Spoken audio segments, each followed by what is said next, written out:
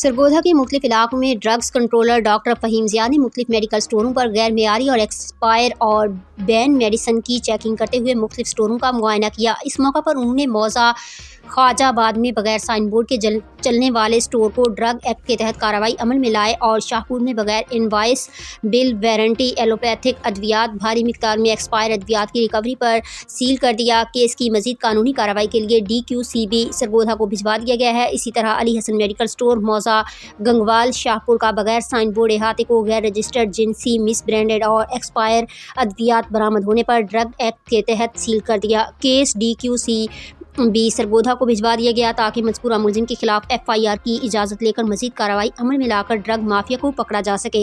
इससे पहले भी deputy drugs controller doctor Fahim Zia drugs mafia जो इंडियन गैर रजिस्टर्ड अद्वियात जाली अद्वियात के सरगनों के खिलाफ FIRs मुख्तलिफ थानों शाहपुर सदर छावनिया साहिवाल फरोका नहंग और धीरा में दर्ज करवा चुके हैं। वो तमाम केस ड्रग कोर्ट सरगोधा में ज़ेर समात हैं और जल्द अपने अंजाम को पहुँचेंगे और जेल की सुलाखों के पीछे होंगे।